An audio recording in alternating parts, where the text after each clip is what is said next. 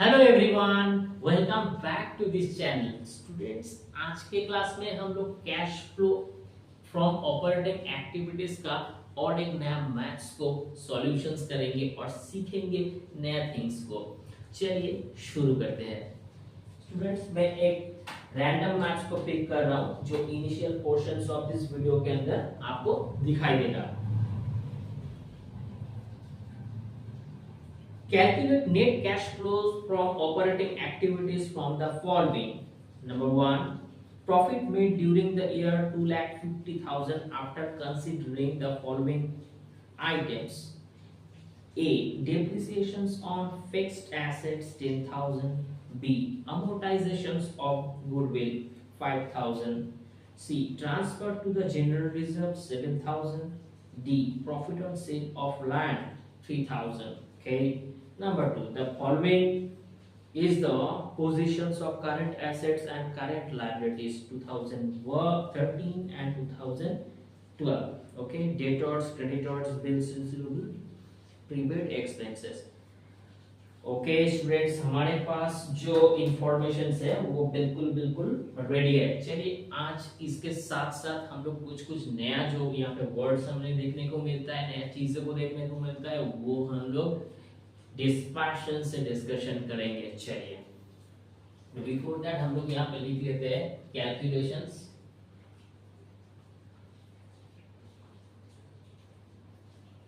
Of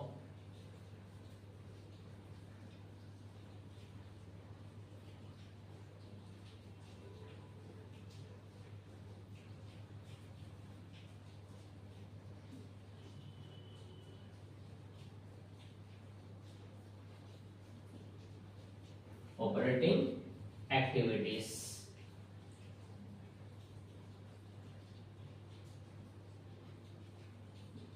Calculations of cash flow statements from operations activity.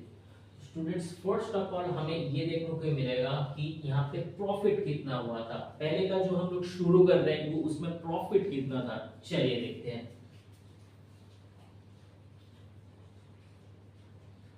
Profit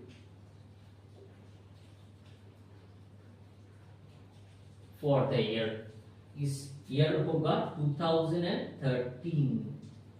यहाँ पे एक चीज हमें लिखना पड़ेगा, वो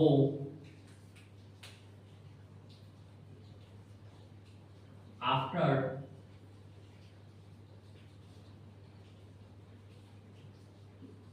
ट्रांसफरिंग जनरल रिजर्व, हम लोग जनरल रिजर्व को इसके साथ ट्रांसफर करने के बाद जो अमाउंट हमारे पास आता है वो है 2,50,000। ठीक है, चलिए नेक्स्ट इसके साथ जो ऐड हम लोग करेंगे वो होगा transfer to general reserve. Transfer to general reserve, इसका जो अमाउंट था वो 7,000। ओके सॉरी, तो स्टूडेंट्स यहाँ पे 2,50,000 प्लस 7,000, इसको हम लोग 257 यहाँ पे लिखेंगे। 257,000 यानी 2,50,000। इसके साथ हम लोग ऐड बैक करेंगे। क्या करेंगे?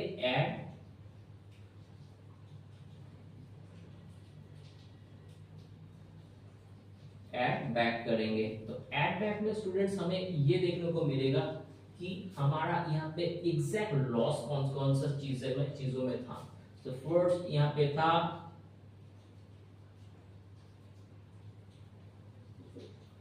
depreciations on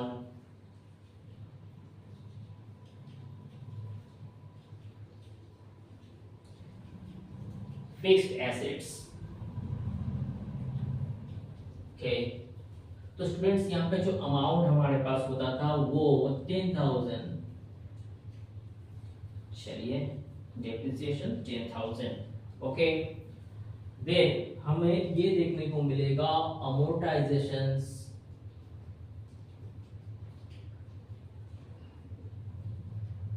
on goodwill. तो स्टूडेंट्स हम लोग एक नया वर्ड्स को हम लोग यहाँ पे फाइंड कर सकते हैं कि अमोर्टाइजेशन। चलिए इसके मैथ्स को कंप्लीट होने के बाद ही हम लोग अमोर्टाइजेशन के ऊपर हम लोग डिस्कशन करेंगे। तो फिलहाल के लिए हम लोग लिखते हैं एक बार 5000। अमोर्टाइजेशन का जो बैलेंस है वो 5000। सो कुल मिला के यहाँ पे होता है 15000। तो स्टूडेंट्स यहाँ पे हम लोग 15000 को भी क्या कर देंगे, ऐड कर देंगे 272,000।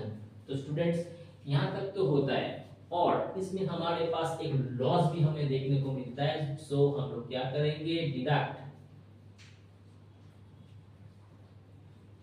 एक्चुअली में ये लॉस नहीं होता है, एक्चुअली में ये प्रॉफिट होता है, लेकिन हम लोग इसको क्या करते हैं, प्रॉफिट को डिडक्ट ही करते हैं। सो हम लोग लिखेंगे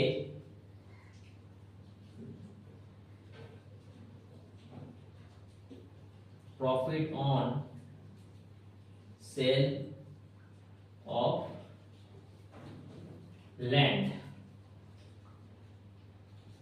स्टूडेंट इसका जो अमाउंट होगा वो यहाँ पे 3000 होगा, यानी 3000 का एक प्रॉफिट हमें देखने को मिला था। So minus 3000, so 269।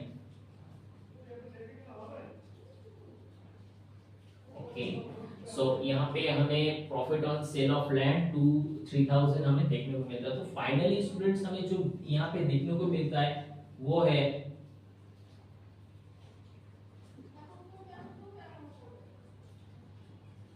Operating cash flow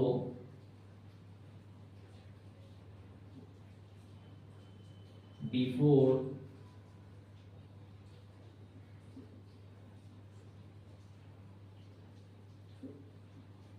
working capital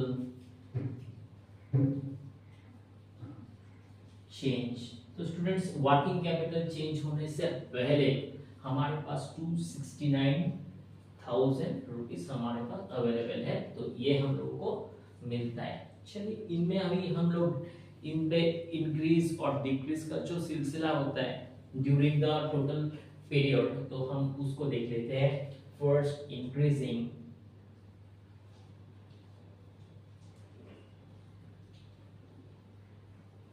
in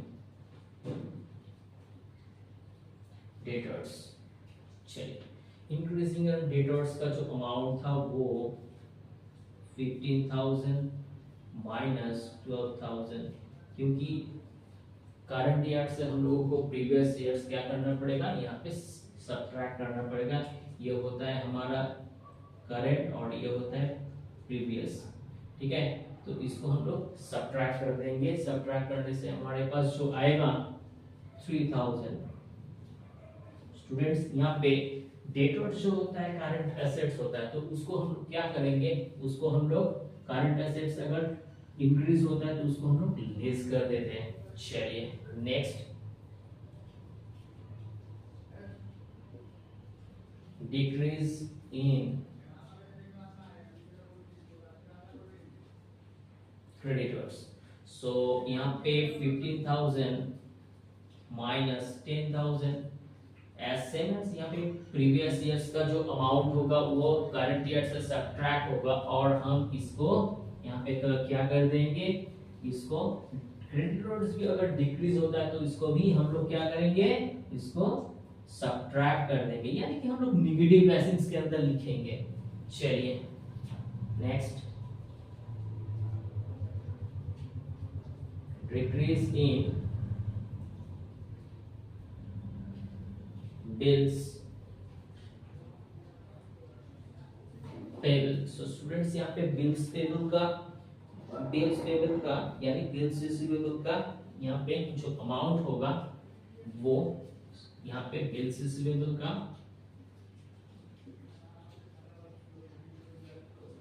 जो अमाउंट होगा वो 10,000 करंट ईयर का एंड प्रीवियस ईयर का 8,000। तो इसको हम लोग सब्ट्रैक्ट कर देंगे और यहाँ पे जो आएगा ये 2000 यहाँ पे आएगा। And finally decreasing prepaid expenses. तो स्टूडेंट्स यहाँ पे 6000 माइनस 4000, तो यहाँ पे हमारे पास जो आता है यहाँ पे 2000। स्टूडेंट्स यहाँ पे भी ऐसे जो prepaid expenses current liabilities decrease होता है तो उसके हिसाब से हमें इसको ऐड करना पड़ता है। तो स्टूडेंट्स हम लोग एक बार देख लेते हैं कि इसका जो कंक्लूजन है वो क्या होता है। सो यहाँ पे जो हमारा बैलेंस यहाँ पे देखने को मिलता है, so 4000 in negative assets. So negative positions के अंदर हमें ये मिलता है, आप इसको जरूर वेरीफाई कर लेना। तो फाइनली इसको हम लोग क्या करेंगे, इसको हम लोग सबट्रैक्ट कर देंगे from 2,69,000। So 265,000 will be the answer. So 265,000। Students हम लोग यहाँ पे स्टेटमेंट्स लिख देंगे।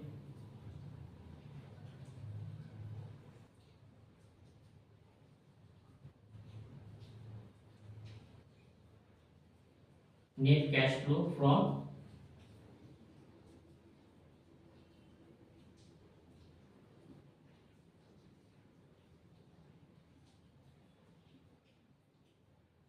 Operating activities. तो स्टूडेंट्स यहाँ पे हमारा जो पूरा सीक्वेंस है ये कंप्लीट हो जाता है। तो स्टूडेंट्स बिफोर दैट कुछ चीजों के ऊपर हम लोगों को देखना है, जानना है। तो हम लोग चीजों को समझेंगे कि यहाँ पे जो नया थिंग्स के अंदर वो चेंजेस कैसे हम लोग समझें।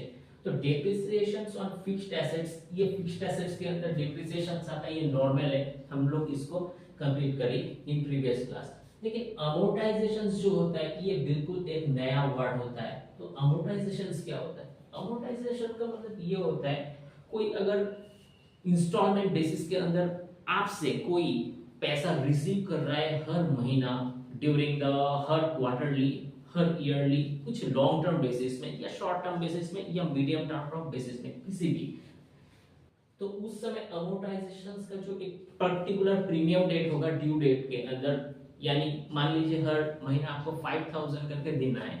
सो ऐसे ऐसे करके आपको 2 लाख तक देना है। तो देने के साथ साथ ये रिड्यूस डेट के अंदर इसका डिक्रीज होते जाता है विद इंटरेस्ट। सो ये जो डिडक्शंस और रिडक्शंस आप समझ सकते हो कि ये इंस्टॉलमेंट में जो कमियां आता है हर महीना, मतलब अगर 25,000 रुपीस को हम लोग पांच इंस्टॉलमेंट के अंदर अगर डिवाइड करें तो यहाँ पे 5,000 पर मंथ के हिसाब से आता है। तो फर्स्ट महीना 5 देते हैं 5,000, सेकेंड 5,000, तो हमारे पास जो बैलेंस आता है यहाँ पे पहला 25, यहाँ पे 20 रह जाता है, ठीक है। उसके बाद 5 देने से यहाँ पे 15 रह जाता है, ठीक है। उसके बाद अगर हम नेक्स्ट इंस्टॉलमेंट में 5,000 देते हैं तो नेक्स्ट 10,000 रहता है। उसके बाद अगर दे देते हैं तो 5,000 रहता है एंड फाइनली जो हम लोग 5,000 दे देते हैं तो इस हिसाब से रिड्यूसिंग बैलेंस के हिसाब से इसका जो डिक्रीज होता है। मतलब ये टोटल 25,000 जो अमाउंट है इसको 5 इंस्टॉलमेंट में डिवाइड करने के बाद हर महीना जो आपको इंस्टॉलमेंट के हिसाब से 5,000 देने से आपका जो नेट 25,000, यानी यहाँ पे 25,000 था तो फर्स्ट देने के बाद यहाँ पे 20 आ गया, उसके बाद सेकंड देने के बाद 15 आ गया, थर्ड देने के बाद आपके पास इंस्टॉलमेंट देने के बाद 10 आ गया, उसके बाद फोर्थ 5,000 आ गया और फाइनली इसको पेमेंट करने के बाद साथ साथ ये पूरा सिलसिला खत्म हो जाता है। तो ये जो डिक्रीजिंग मेथड के अंदर आपको कुछ, आप किसी को कुछ पे करते हो इंस्टॉलमेंट के बेसिस से, तो उसको बोला जाता है अमोर्टाइजेशन। स्टूडेंट्स आप इसको रिवाइज करके आप सुनना, आपको समझ में आ जाएगा, बिल्कुल इजी है, कॉन्सेप्ट है। तो इसको हम लोग क्या बोलते हैं? अमोर्टाइजेशंस।